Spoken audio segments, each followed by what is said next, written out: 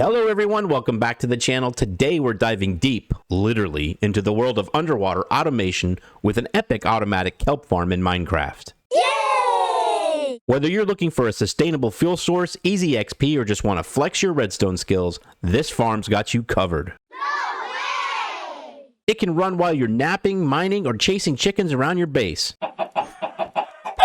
We got a lot to cover, so let's dig into the build. I cleared out an area that was around 35 blocks by 9 blocks long and 10 blocks high. I also identified this green block, which is the center of the farm. Coming off 3 blocks from the left corner, we'll go ahead and place down our first block and add 29 more for a total of 30 blocks. Now we're going to do the exact same thing on the other side, 30 blocks starting here. Once that's completed, go ahead and head to your blocks and put a piston on top of each block on both sides. Now we're going to put another row of blocks on top of our pistons. I'm going to use a light source, which is a jack-o'-lantern, and put those on each one of our pistons. Go ahead and dig out these 3 blocks the whole way down. Now these 2 on the sides you don't have to dig out because kelp will grow on any type of block. But I like to put sand in here, so I'm going to take the whole 3 out. I'm going to place the sand blocks down next to the pistons. And now in the middle section, we're going to go ahead and place a hopper going right into that block, and a line of hoppers going right into each other the whole way down. In front of this hopper, go ahead and remove these 3 blocks. Place down a double chest, and then one more hopper going into that double chest. Now we're going to go to the back of the farm. We're going to place down a wall. That is the same height as our farm so far. Now next to that wall, go ahead and place down 3 temporary blocks. Then we're going to add the block that we're building with right behind our pumpkin. And we'll do that in this U shape. Now go ahead and put your building block 3 high here and on this side. You can fill this in with regular blocks, but I'm going to use glass because I like to see what's going on inside. And kind of make it just so like there's a doorway here.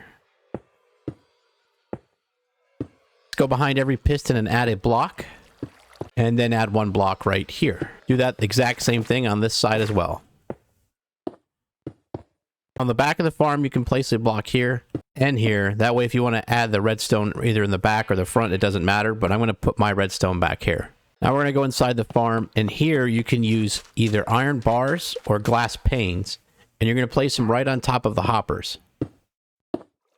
All right, the next thing we're going to do is grab ourselves a couple buckets of water, and we're going to waterlog each one of these lower blocks. To do that with 2 buckets of water, you can place one here, and then you're able to place one here. And then you can use this water source here to fill in that source right there. After you've waterlogged those blocks, go ahead and add another layer of glass to the top of the glass that was already put down. And now we're going to take our buckets of water and waterlog each piston.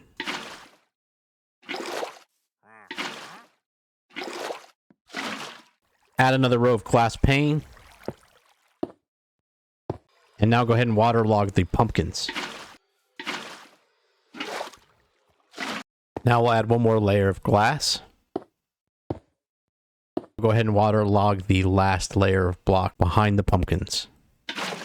Go ahead and swim down here and start planting all the kelp. Add a row of blocks right above this. And finally, add 1 more piece of glass. What we're going to do is come up to these blocks that we placed and go ahead and place down a repeater on each one of those blocks. And then we're going to place another block in front of those. Redstone on each of those blocks. And then a line of redstone connecting the 2. Now we'll go ahead and place down a temporary block, a hopper in that block, remove it, and then add another hopper so that the hoppers are facing each other. Now we want to add a comparator on both sides of our hoppers. Then a repeater, a sticky piston here, and a sticky piston here. Connect the repeaters with the sticky piston with redstone dust. And then place down a redstone block. Then inside of your hoppers, go ahead and add 2 stacks of any item. And then finally add 1 piece of redstone dust right here. And what that does is it causes a clock about every minute for this to turn on and power our pistons. In order to connect all the redstone to the pistons, we just need to add redstone dust right along our pumpkins. At our 14th block, we're going to have to add another repeater with some more power. So go ahead and just add 6 blocks here. We'll stick a repeater here, 2 pieces of redstone dust, a repeater here, and a repeater here. Fill in with the redstone, and then you can finish the rest of the way. And then we can build this exact same power extender on the other side. All right, so you can leave the farm just as it is, or you can add a second layer, and that's what I'm going to do. There is one part where we have to go over to show you that's a little different, and then the rest is all building it the same exact way. Now on our top block, we're going to go ahead and add a slab on the upper half of this block on both sides. And then behind those slabs, a block, then a row of our glass.